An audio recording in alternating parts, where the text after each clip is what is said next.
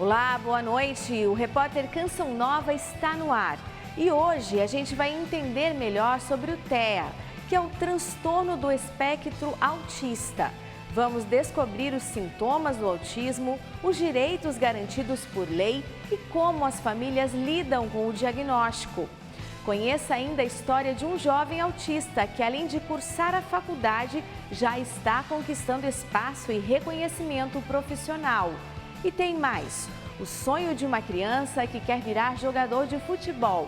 Além disso, você vai ver como as famílias encontram ajuda em redes de apoio e os cuidados que garantem o desenvolvimento adequado. Fique com a gente, o repórter Canção Nova está começando.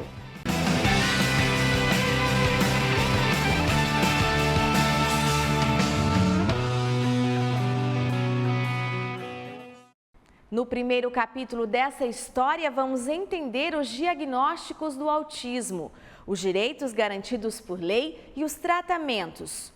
João, um autista não verbal, mostra sua genialidade e encanta ao transformar seu amor por bandeiras em uma história inspiradora.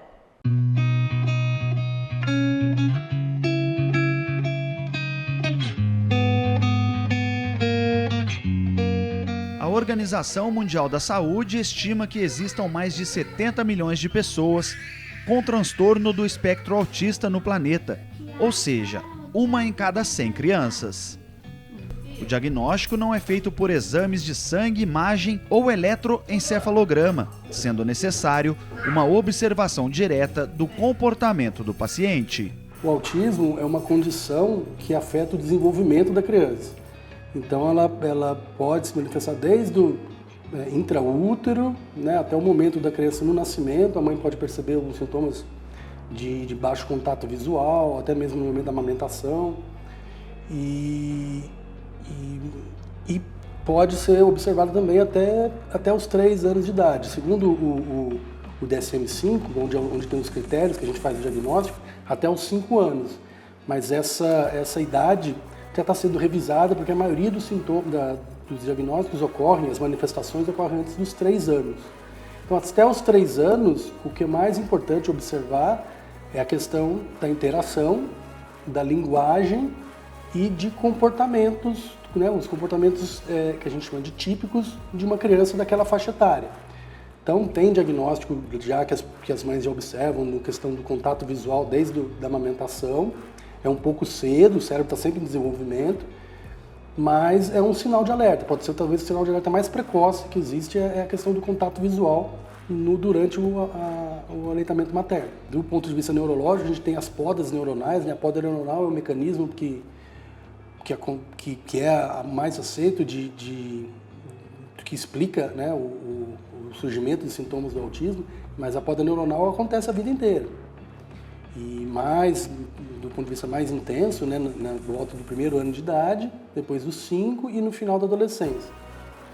Então, tem algumas falhas nessa poda neuronal, onde o cérebro normalmente tem que acontecer, ele inibir algumas vias neuronais para outras surgirem, habilitando a gente de novas etapas de desenvolvimento. Então, quando não acontece a poda neuronal, o cérebro está abrindo novas vias com as outras ainda não podadas, e surge essa defasagem, esse descompasso no desenvolvimento, surgindo esses sinais, né, e sintomas do autismo. A falta de informação sobre o autismo ainda é a razão do diagnóstico tardio. O que define os graus é a dependência e a falta de autonomia. Mas afinal, tem remédio? É uma doença? Existe tratamento? Mesmo a criança com nível 3, a gente estimulando, ela vai para o nível 2, nível 1, né, para aquilo que corresponde à idade dela, de suporte. Ela vai precisando cada vez mais de suporte e esse nível vai sendo diminuir de nível, né, ou seja, mais autonomia. Então assim, dentro desse conceito, não é uma patologia, uma doença neurológica, podemos dizer assim, mas é um transtorno do desenvolvimento infantil que limita a criança nas áreas, né, da comunicação, da interação social e de comportamentos, que tem tratamento. O tratamento é a estimulação. Não existe remédio, embora hoje na internet tem bastante coisa disso, mas talvez até ganhe o prêmio Nobel da medicina, uma pessoa que, quando a gente conseguir uma substância que seja uma forma de estimular, né, o cérebro a desenvolver mais rápido essas habilidades. Hoje a única forma que a gente tem é a estimulação com terapia. Eu falo psicoterapia, que é o exercício pelo profissional da psicologia, fonoterapia, terapia ocupacional, psicopedagogia na criança em idade escolar, psicomotricidade, a ecoterapia entrou como no rol do SUS, né, e outras terapias complementares, mas não diminuindo as outras, mas no centro da questão, no cerne, psicoterapia, fono e terapia ocupacional. Os desafios da maternidade atípica também são inúmeros e exigem ajustes na vida pessoal e profissional.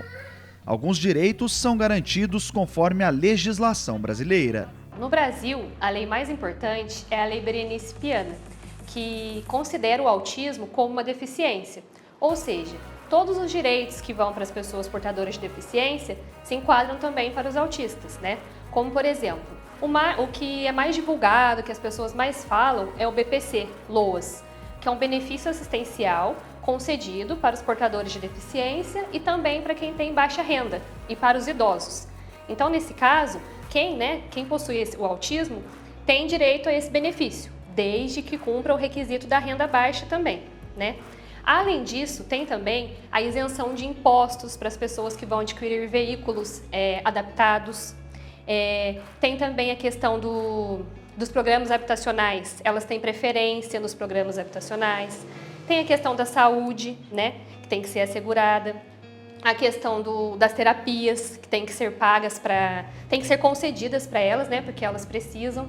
Além de transporte público também. Tem muitas cidades que elas disponibilizam transporte público.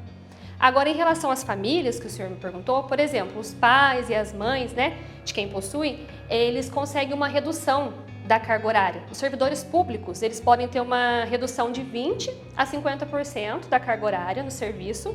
E quem trabalha em empresas privadas, eles podem negociar. Não existe uma lei própria prevendo, mas pode negociar com o patrão para conseguir essa redução. Uma importante aliada na busca por esses direitos é a carteira de identificação da pessoa com transtorno do espectro autista, documento gratuito que facilita o acesso a serviços públicos e privados.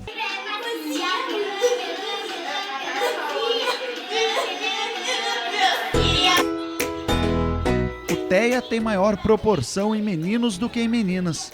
João é um desses casos. Sua mãe Danila se dedica integralmente aos seus cuidados. Dia 9 de julho de 2018, João nasceu.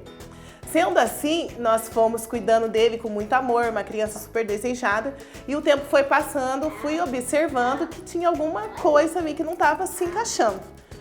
E aí, quando foi, o João já estava com 1 ano, e eu sempre levando no pediatra, o pediatra dizendo, não mãe, é normal, é o tempo que está passando, porque aí eu já percebi que com 6 meses ele não estava sentando muito bem, depois o engatinhamento dele já foi um pouco mais atrasado, ele começou a arrastar o tronco, então aí eu já fui com um olhar mais clínico. E quando chegou 1 ano, o João começou a engatinhar. E aí, geralmente, de 1 ano a 3 meses a criança anda. O João não começou a andar. Então, eu já fui observando cada vez mais, sabia que tinha algo a mim, mas não sabia o que era. E quando o João chegou em média aí de 1 ano e pouquinho, quase 2 anos, um primo dele foi diagnosticado com autismo. Então, através do primo, eu fui conversar com a menina, fui perguntar quais eram os sintomas e tal, e ela foi falando. No que ela foi falando um pouco do atraso do filho, eu fui encontrando algumas coisas no João. E para mim ter a certeza, eu fui investigar mais, porque eu sou uma pessoa curiosa, então fui procurar saber. E aí eu encontrei um livro chamado Simplificando o Autismo, do Dr. Tiago, que eu sigo ele até hoje, que eu faço cursos para mim aprender a conhecer mais o João. E dentro deste livro, eu fui encontrando o João a mim, porque dizia que o bebê estava sempre olhando mais flores do que interessando por crianças, diziam que o bebê estava sempre olhando mais para rodas do que para pessoas. E aí eu levava o João na igreja, as irmãs da igreja falavam que o João era metido, porque o João não interagia, não dava muito risada, que o João era muito sério. E aí eu fui vendo tudo dentro do livro que as características que o João mostrava se encaixavam com o autismo. Mas aí a minha eu não fechei o diagnóstico nem nada, eu fui, conversei com meu esposo e eu fiquei muito naquela dúvida, naquela dificuldade, será que é, será que não é? E fui sempre comentando com outros amigos mais próximos, eles diziam, não, é só uma fase, vai passar. E aí, quando foi no final, já assim, de 2019, a gente estava até saindo já da pandemia, eu peguei e fui no médico, no psicólogo. E o psicólogo disse que poderia ser da pandemia e que era para mim levar ele para as escolas. E eu fui no neuro. O neuro passou uma tomografia computadorizada, mas aí eu não fiz. E fui sempre levando no psicólogo e na fono. E eles me falando que eu deveria colocar na escola e assim eu fiz. Então, a partir de 2 anos e meio, o João foi para a escola, para o colégio. E lá a gente já começou a desenvolver o João com olhar diferente. Aí a escola começou a relatar a forma do João, e o João sempre essa criança prestativa, ele sempre quer ajudar, sempre sorrindo, ele tá sempre pra cima, né? E aí a gente foi indo. Até que eu mudei de cidade, que eu tava em Nova Iguaçu, vim pra Silveiras, porque daí lá também a gente já entendeu que não era, a forma que eu estava vivendo lá já não era legal pro João, e aí nós viemos pra cá. E aqui eu comecei em Morena, no Dr. Maurício, aonde foi que o Dr. Maurício fechou o diagnóstico do João, que o João é um autista tipo 1. A bola de pilates, antes utilizada como instrumento de trabalho da fisioterapeuta, hoje é companheira na recreação do filho. Na TV, que tal aprender inglês? Importante aliado na comunicação. Triangle plus rectangle. Talento e energia que transformam em música.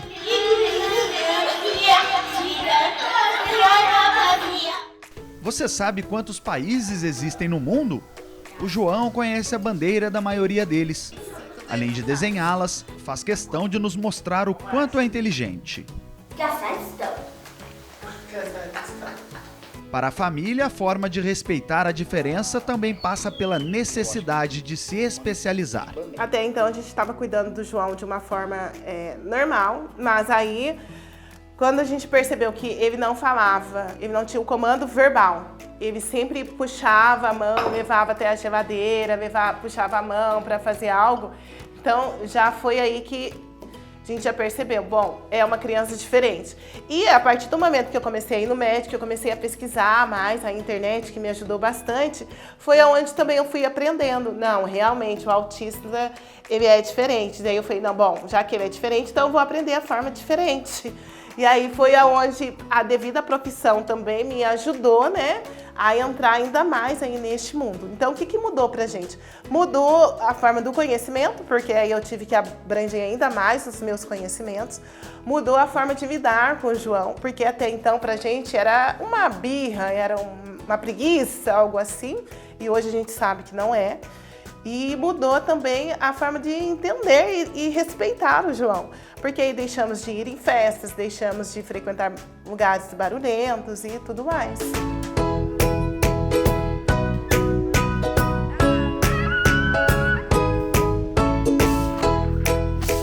Crianças com autismo têm o direito de brincar? Com toda certeza. E para isso tem escorregador, balança, jardim sensorial e uma sala repleta de cores e estímulos. Lá em cima. Muito bem! A Casa do Amigo, em Cachoeira Paulista, surgiu no ano de 1997, mas foi em 2024 que ganhou uma nova missão: cuidar de crianças com transtorno do espectro autista, sendo assim uma rede de apoio para as famílias que necessitam de atendimento. Um desafio imenso, mas a gente está aprendendo junto com eles. Começaram aqui, primeira, segunda semana, juro que eu entrei por dentro da minha sala e chorei muito. Eu falei, oh, Deus, por quê? Por quê, né? Mas porque eles não tinham atendimento nenhum, e não tem na cidade atendimento para eles. Então eles vieram pelas primeiras vezes assim, completamente desestruturados, em crise, né? E a gente achou que não ia dar conta daquilo nunca. 2 semanas depois eles não queriam sair mais, choravam sim para ir embora. Então nós acertamos aqui agora. E aí estamos nesse atendimento que, graças a Deus, tem de tudo para eles aqui, né? Tem tudo. Um cuidado que vai além do tratamento, respeito e formação para as famílias se tornam essenciais no processo. O atendimento das crianças e das famílias, tá? Das crianças e das famílias, porque atender as crianças é bom, mas e os pais, que precisam da estrutura da casa também? Porque eles, pais de autistas, são pais sozinhos, sempre. Muito difícil ter uma rede de apoio. E a gente procura fazer essa rede de apoio para eles. Entendeu? Então a gente põe os pais fazendo artesanato, fazendo cursos de design de sobrancelha, arranja uma atividade, faz festinha de aniversário, faz tudo para eles se integrarem a nós. Ela também é a avó do Tom, autista não verbal que tem uma disposição difícil de acompanhar.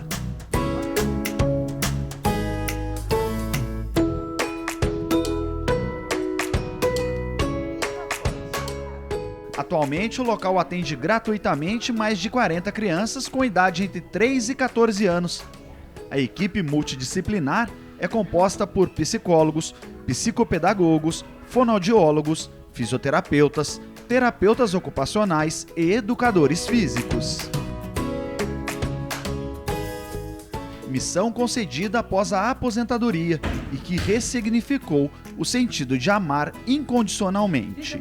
Ô menino, eu trabalho mais do que eu trabalhava. Porque trabalho mesmo, mais do que eu trabalhava, porque a gente procura tanta coisa, né?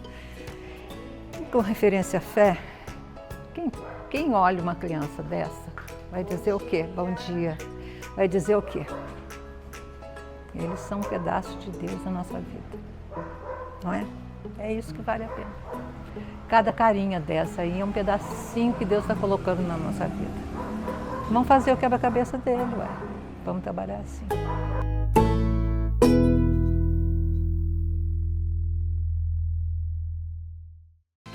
Os pais são fundamentais no diagnóstico do autismo, já que são os primeiros a perceber mudanças no comportamento dos filhos.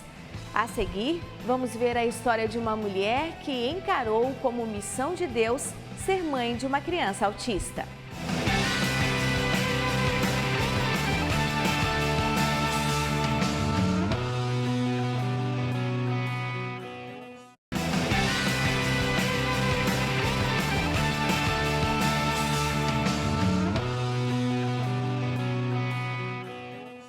Estamos de volta. Agora você vai conhecer a história de uma mãe atípica que encontrou auxílio na rede de apoio criada por outras mães. A superação de Venâncio, que encontrou no esporte uma base para o seu desenvolvimento.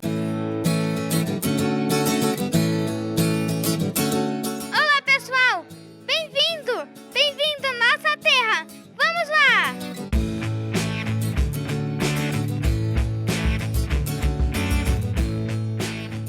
O mundo repleto de cores, brincadeiras e o principal, busca por igualdade.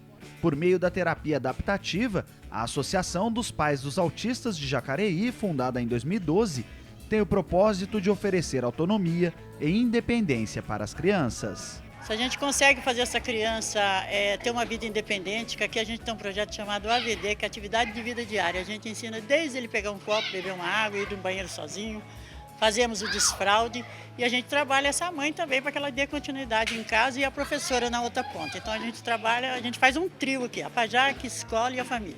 A família também é assegurada, recebe capacitação e formação para a geração de renda, além de estudos para compreender o universo do autista e suas particularidades. A gente acolhe essas mães, essas famílias e eles precisam desde atendimento com terapia, até uma cesta básica aqui. Então a gente faz acompanhamento com as mães, principalmente que são as cuidadoras, com psicólogos, psicanalistas. A gente trabalha a família como um todo. Fazemos oficinas com elas, temos um projeto muito bacana que é chamado de gerador de renda. A gente ensina essas mães a, por exemplo, estamos com agora recentemente que a gente vai começar, dia 2, vamos dar início, pelo Sebrae, que elas vão aprender a fazer tortas, bolos, porque as mães das crianças com TEA, com transtorno do espectro autista, não podem trabalhar fora, elas têm essa dificuldade. Mesmo elas tendo uma rede de apoio, a própria criança autista não aceita outra pessoa que não seja a própria mãe. A gente tem uma pediatra aqui que costuma dizer que essas mães têm um estresse parecido com um soldado de guerra.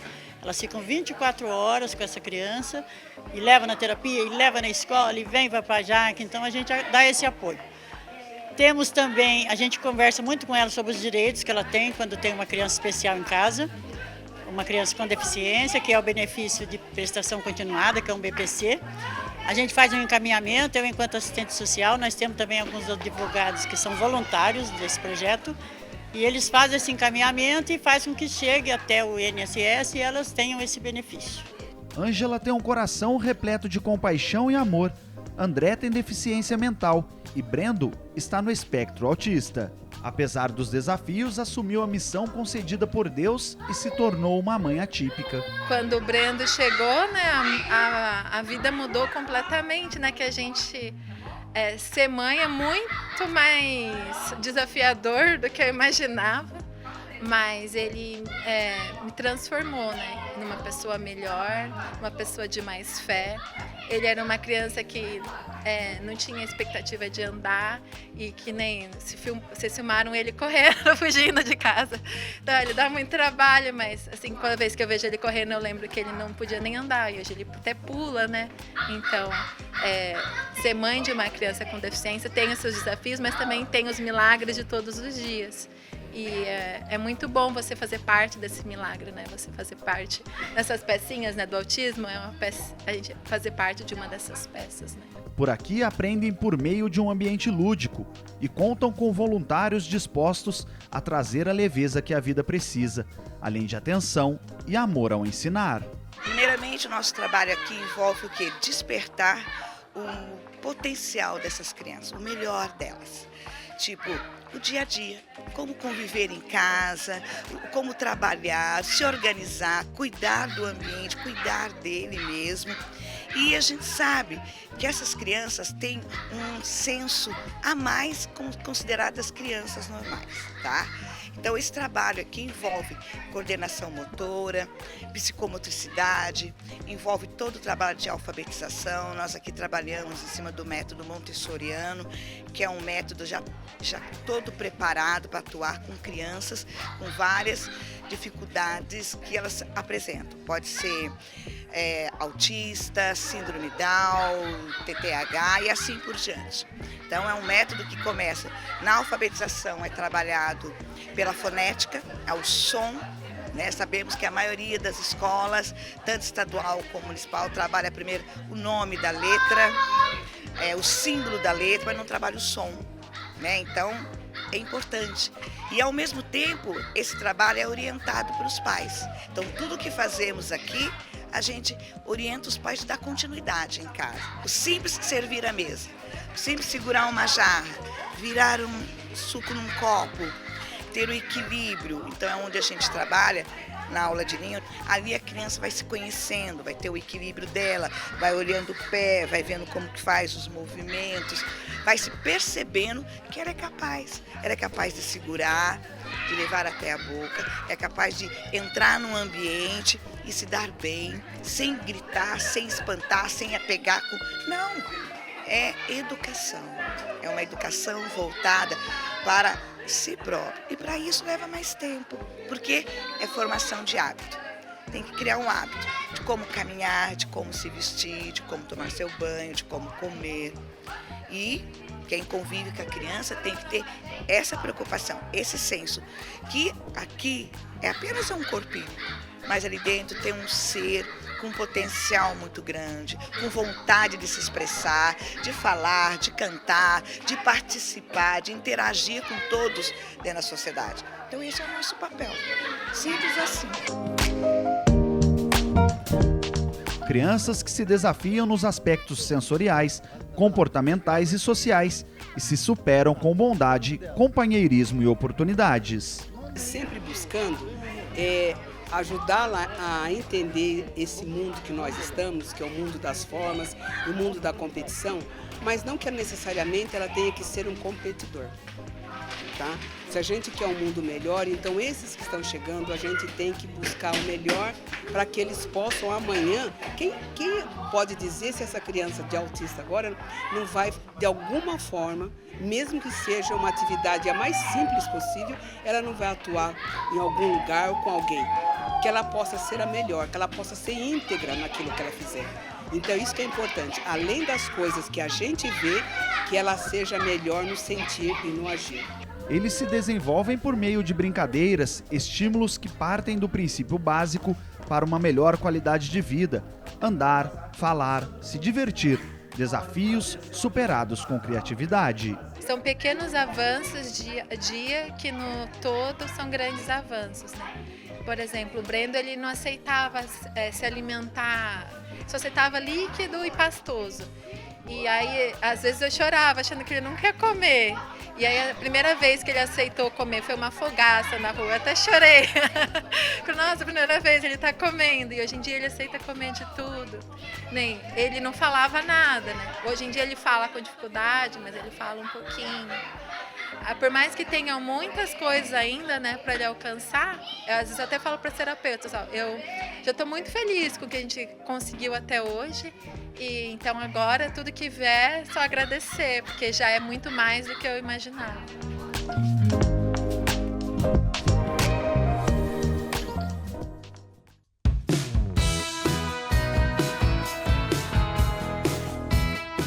E no esporte, criança com autismo tem vez? Ou melhor, o Venâncio é a bola da vez.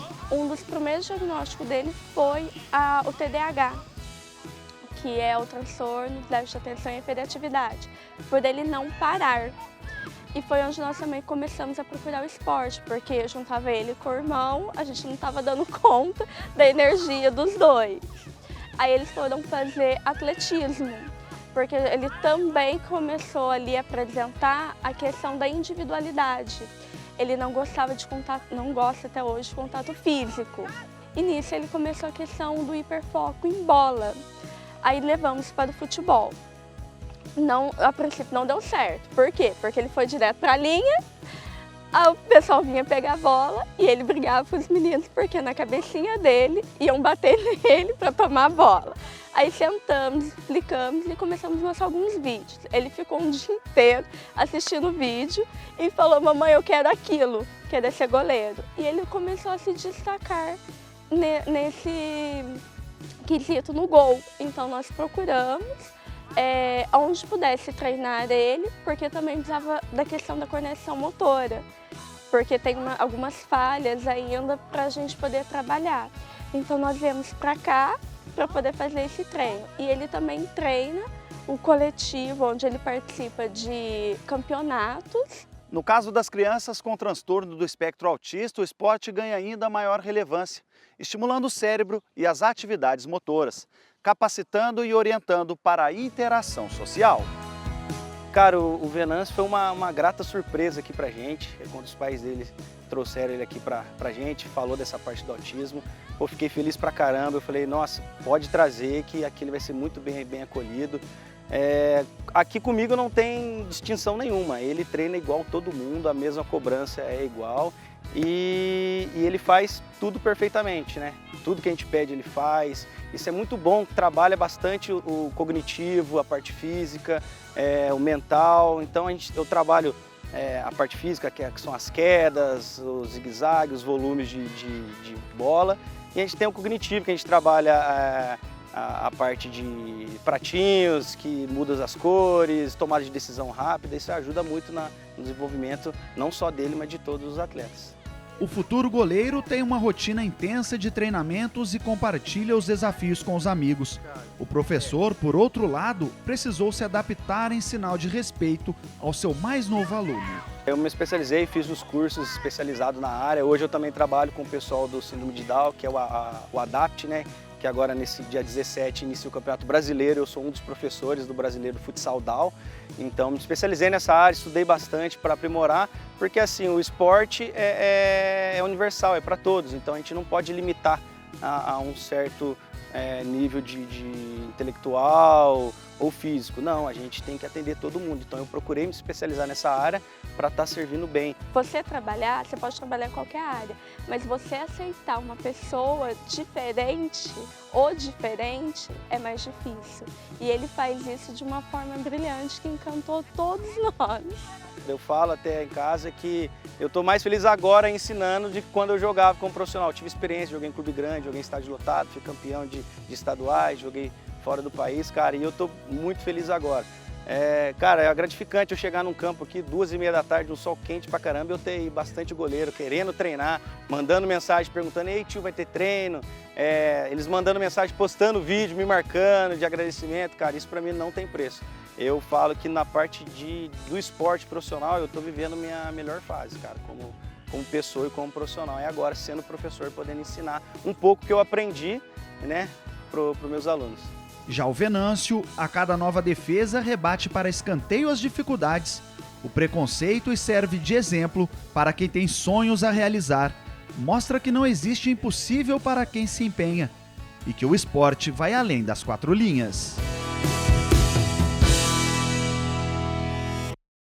A seguir, o repórter Canção Nova vai a São José dos Campos para conhecer um grupo de apoio que assiste famílias atípicas pelo Sistema Único de Saúde.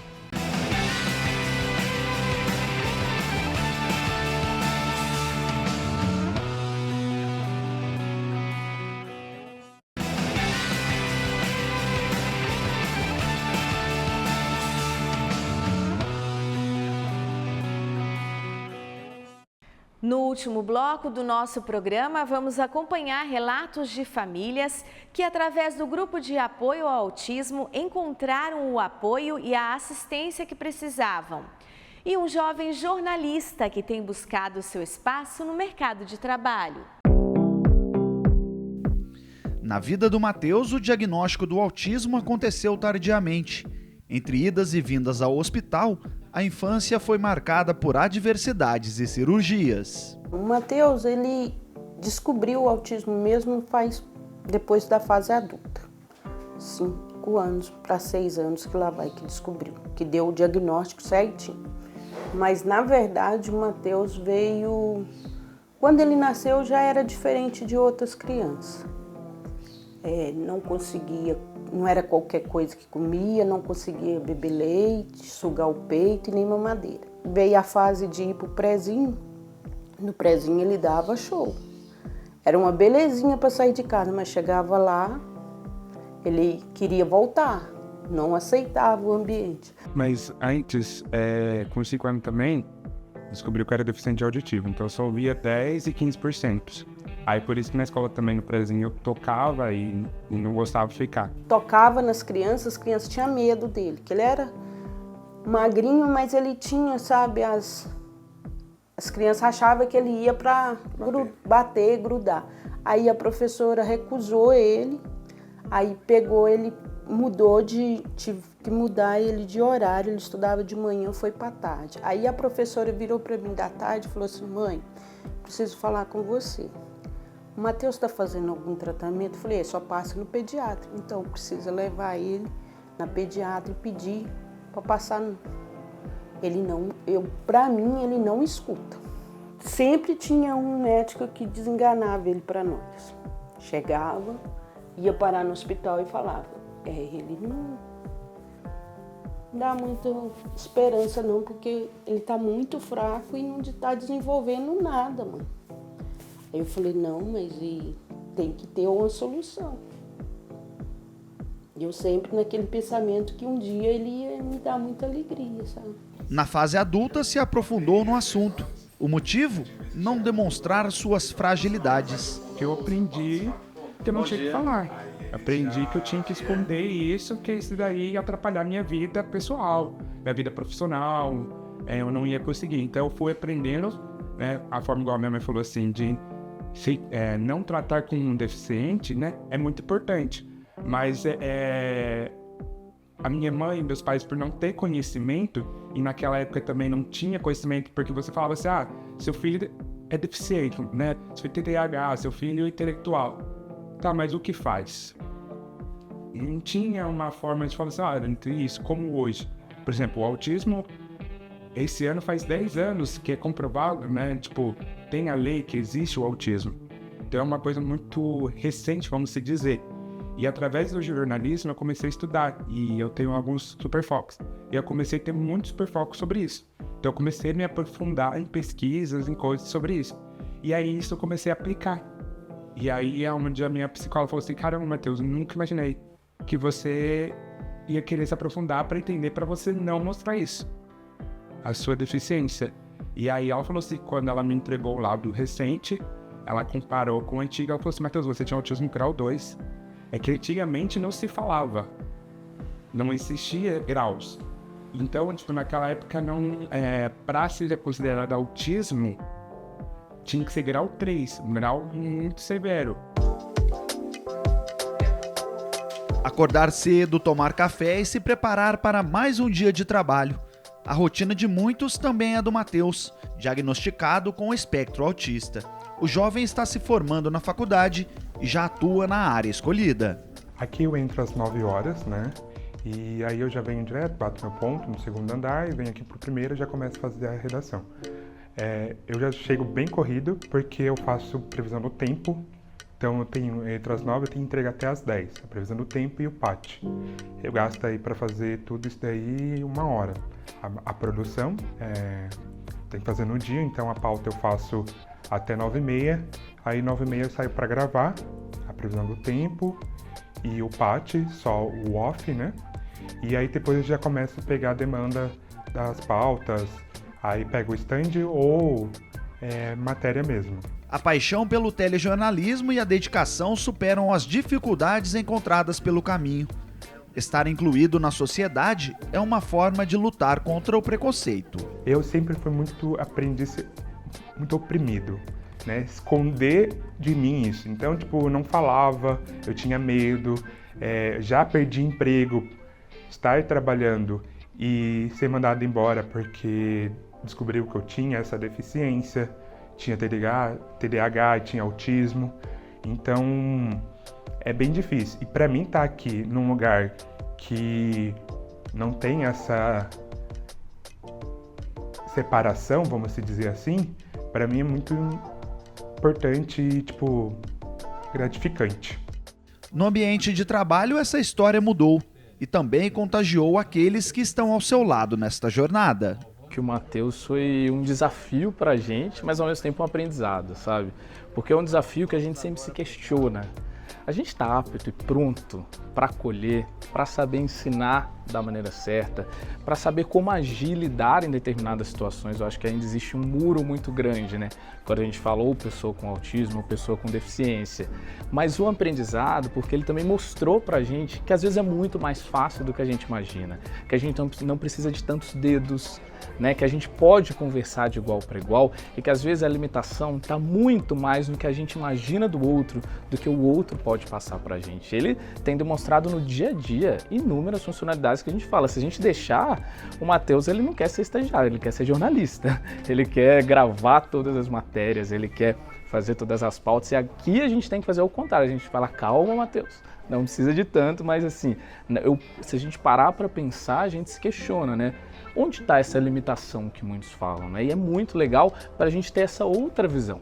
Aceitar o tempo de cada um, o respeito pelo próximo também passa por esta tarefa. Aqui, muitas vezes, o Matheus acabou incluindo a gente, não o contrário, sabe? Porque foi muito legal a forma como ele se colocou.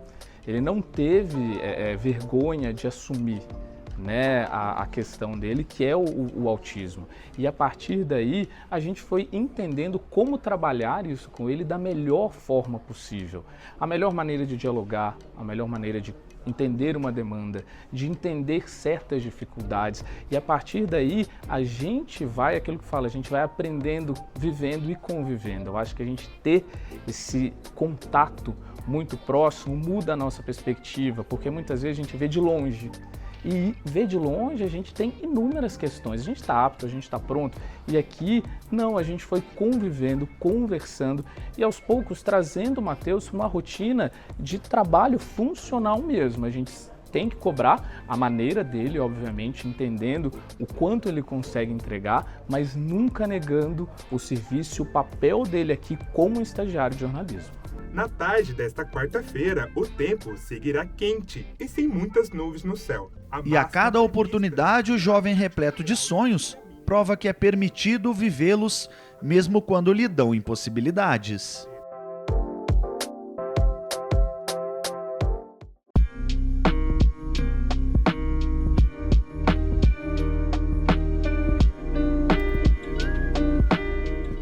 De bicicleta, seu Zé e seu melhor amigo chegam para mais um dia de cuidados. As lágrimas pelo diagnóstico do filho hoje se tornam alegria ao ver sua evolução. A sociedade está enxergando diferente. Opa, não, essa pessoa pode conviver na sociedade, é só fazer um tratamento com ela, que ela vai ter coisas muito boas para estar convivendo entre nós. Então eu acho que todo mundo vai estar aprendendo com isso. Eles e nós, principalmente nós. Se você entrar no mundo deles, aí você vai ver que é muito bacana, cara, muito legal. Tá? Não adianta você querer trazer ele para o seu. Entra no dele que você vai aprender muita coisa, você vai... Caraca, eu peço muito para Deus que me dê saúde, assim, para viver muitos anos aí, para estar do lado dele, para aprender mais e para ajudar, entendeu? E nessa jornada de descobertas, o Nicolas pode contar com o Gaia, grupo de apoio ao indivíduo com autismo, fundado como resposta à exclusão social sofrida pelas pessoas com o TEA. Nós estamos falando de um diagnóstico que vem apresentando um crescimento muito exponencial e muito importante. E o Gaia luta para ser esse lugar de levar a informação. Nós entendemos que o preconceito se dá muitas vezes pela ausência da informação e do conhecimento adequado. Então, um dos nossos lugares de luta é este, levar a informação, nutrir a sociedade de conhecimento e de informação para que, de fato, o potencial dessas pessoas seja conhecido e reconhecido.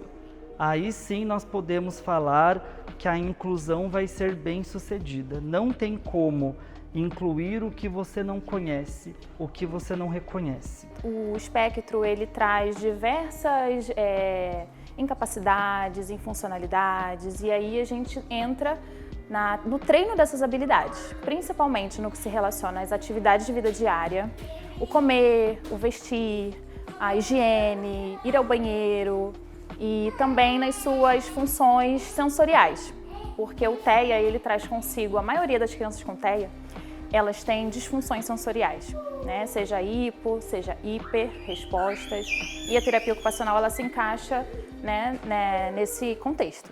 Reconhecer e respeitar os direitos das pessoas com autismo é um dever social e moral.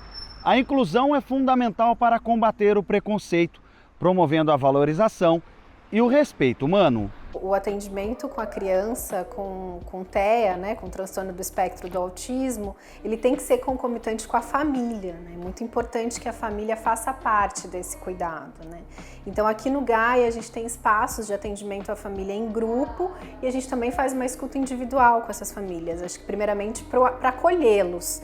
Porque, como você disse, muitos deles passam por situações de preconceito dentro e fora de casa, né? Às vezes a gente pensa que é só no espaço externo, mas às vezes acontece também em casa, preconceitos, né?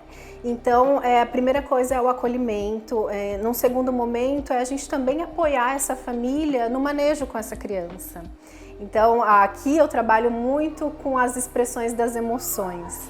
Então, também apoiar as famílias nessa interpretação das emoções das crianças em momentos mais difíceis para eles. Então, como que eles estão ali demonstrando as dificuldades deles, né? Então, eu trabalho muito também com a família conversando sobre as emoções. Eu vejo que cada resposta positiva que a gente vê, que a gente tem com eles aqui, não é um trabalho de uma pessoa, é sempre do grupo, né? Então, as conquistas não são imediatas, a gente vê que a gente faz um trabalho, são pequenas mudanças, mas que vai fazer uma diferença muito grande na família, né? Então, por exemplo, coisas que a gente busca, né? Então, por exemplo, a gente usa a oficina para que eles consigam um pequeno objetivo, uma pequena meta. Por exemplo, permanecer sentado na mesa, ou que nem, por exemplo, quando a gente vai fazer uma atividade física, né? Ele conseguir fazer um percurso de rua. Tá? Juntando esses dois, esse adulto ele consegue ir num consultório médico, né? Que para a mãe é muito frustrante ela chegar lá e pedir uma cadeira de rodas, né? Que o filho dela anda, mas mesmo assim, devido a um local diferente, os estímulos que ela está recebendo, ela não quer andar. Então a gente vai treinando essas pequenas coisas. Então, quando ele consegue ir numa consulta, é muito gratificante para a gente, né? E eu vejo que o trabalho, né, em si, ele é árduo, mas tem as suas gratificações, porque são meninos que valem cada esforço que a gente tem aqui. Brincar, sorrir, se divertir e a cada passo superar as adversidades. O Heitor aproveita cada minuto da sua terapia sem deixar de ser criança. Tem o Heitor antes do Gaia e o Heitor depois do Gaia. Porque ele evoluiu muito, ele entrou aqui, ele falava bem pouco, pouco mesmo, era silábico, não escrevia, não tinha uma pega no lápis legal. Toda a preocupação que mãe tem. O Heitor ele tem uma seletividade alimentar severa, então ele ainda é um desafio para os profissionais. Só que aqui a gente foi abraçado de um ponto que da TO ao CADU, as psicólogas, até as recepcionistas, todas já sabem disso do Heitor. Aí tem aquela preocupação, o Heitor comeu, o Heitor aceitou, ou então teve uma vez que a gente já chegou, ele tem um problema de sensibilidade de vomitar com facilidade e eu cheguei nervosa porque não tinha roupa, elas me acolheram, arrumaram roupa, então assim, é uma sensação de estar em família sem ser sua família. Você tem a consciência que não é, né, aquelas pessoas que fariam por ser parente, mas eles têm um olhar pra gente surreal, assim, é uma preparação de não julgamento, de acolher, de como que eu vou dizer assim, eu acho que vai muito além da rede de apoio, sabe? Eu consigo falar com elas, as nossas psicólogas de grupo, eu estou em casa, aconteceu uma situação, eu consigo ligar aqui e pedir para falar, eu posso falar? E é coisa que de repente no particular a gente não tem. Então assim, foi uma diferença tanto pro Heitor quanto para mim quanto mãe. Porque quando eu entrei aqui, eu era só a mãe do Heitor. Agora, em 1 ano e meio, eu estou conseguindo ser a mãe, a artesã, a Thaísa, indivíduo de novo. Ainda estamos gatinhando nessa parte, só que a segurança que eles passam para a gente vê o resultado das crianças, vendo, vou respirar aliviado, que realmente está evoluindo, vai ser uma criança funcional, independente. Isso ajuda a gente a voltar a ser a gente mesmo. A psicopedagogia é uma terapia voltada para a aprendizagem, mas não só a aprendizagem, né? É um todo ali que a gente tem esse olhar muito atento com a criança, ela como um todo.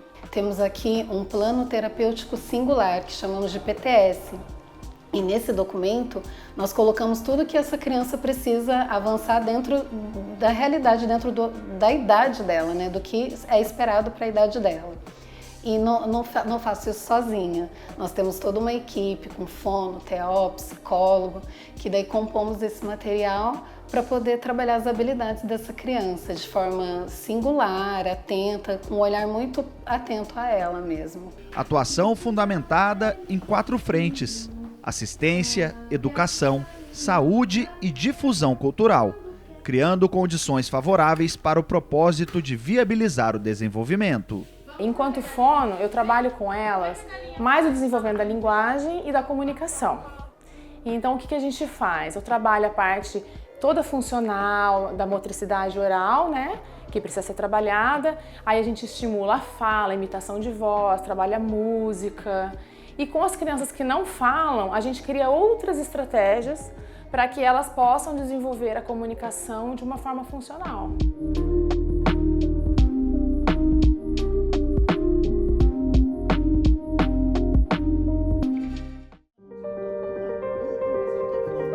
Um cenário em que as famílias se tornam primordiais no tratamento, sendo alicerce para as diferentes etapas do processo.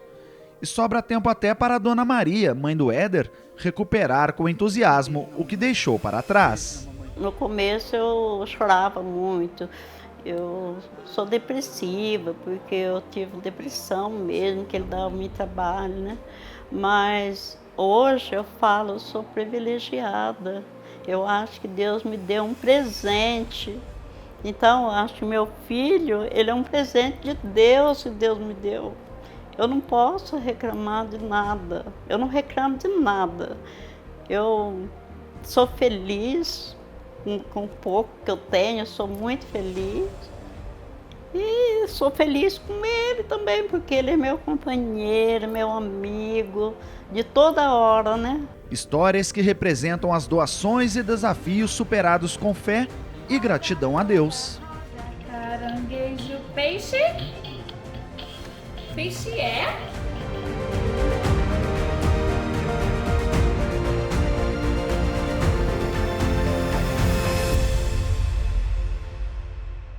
No mundo do autismo, a aceitação e o acompanhamento profissional são essenciais. A informação e a atenção dos primeiros sinais se torna primordial para o diagnóstico. Cada família e autista vive uma jornada única, cheia de superações, respeito e empatia, que são a base para uma inclusão verdadeira. O repórter Canção Nova de hoje chega ao fim. Nos vemos na próxima semana, se Deus quiser. Até mais!